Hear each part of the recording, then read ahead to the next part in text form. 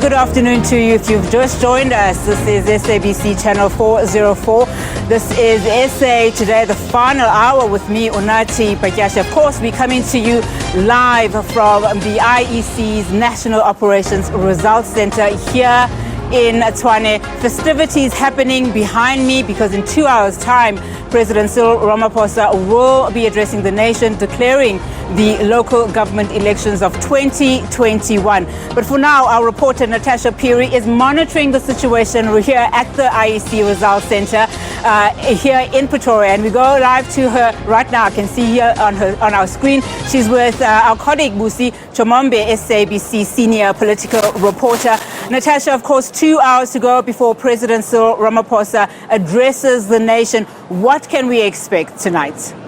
Definitely, United, 2 hours to go. We're definitely counting down those hours until the president of the nation, Mr. Cyril Ramaphosa, actually announces the outcomes of the 2021 municipal elections. Of course, this is the 6th edition. But United, I mean, we as the SABC have been traversing this road, this long road leading up to the 1st of November elections. As you know, not only have I been covering this, but of course, like you said, our senior, politics reporter, radio reporter, Ms. Busi Chomombe, was also, holding down the fort for all our radio platforms. And she actually joins me now. And we just want to talk about the long road, Travis, Busi. Finally, the elections have come, have gone. It wasn't an easy time. I mean, just looking at the timeline, the IEC initially saying that, listen, they were not ready to, hold the 2021 elections in a free and fair manner. They even had an investigation appointing former Justice Dikgang Moseneke to lead that investigation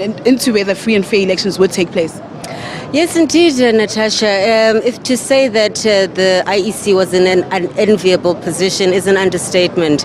As you say, there was a whole thing about whether the elections could be free and fair or not. But eventually the Constitutional Court basically declared that they had to go ahead, and they were not going to be postponed from the 27th of October as they were supposed to originally be, and they would be on the 1st of November, which basically drastically cut the time and the time frames that the IEC had to actually prepare for the election from a normal 90 days to about 42 days. So a lot of that congestion, a lot of that happening, of the preparation happening under a lot of pressure, as you know, Natasha.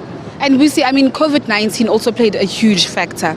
No, definitely, Natasha. I mean, besides the fact that there were all these restrictions, and one of the reasons why the political parties were saying that the elections shouldn't go ahead, they were saying that they wouldn't be able to have free and fair elections because they wouldn't be able to campaign properly. But just on the side of the IEC as well, there were some of these restrictions, and particularly in terms of budget cuts. We know that in this last year, their budget was cut by about 32 million, which basically had an effect not only on their registration weekend. You know that normally they have 2 registration weekends. They could only afford 1 registration weekend, and the whole issue of voter education, very important issue. A lot of that had to basically fall away because of these budget cuts. And we see the fact that, the IEC's timetable was kind of constraint as well. I mean, there was supposed to be a by-election before the elections, but that was cancelled as well.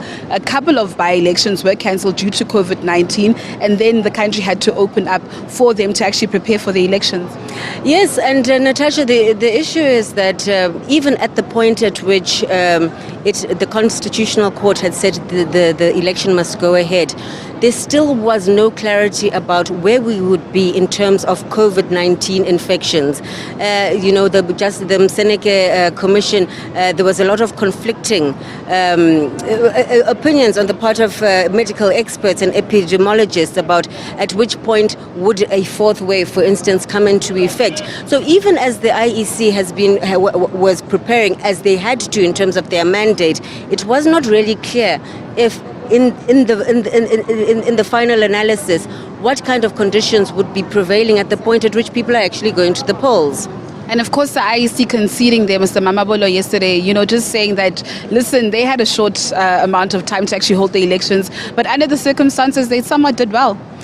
They did, and I think people don't understand the enormity of what it is that they had to do. It wasn't even just about time. If you look at some of the figures, for instance, the record number of political parties, 325 in this particular election from 2016, 205. So you have quite a substantial increase. You have independents from 900 to 1,500. These are a lot of other people that you have to take into the system. So there were a lot of things that had to be considered that never had happened before, and as you know, Natasha, a whole system of voter management. So we had been using Zip since 1998 to kind of manage the electoral process, and now we have a situation where we had these new voter management devices, and as you know, that's another story, yes.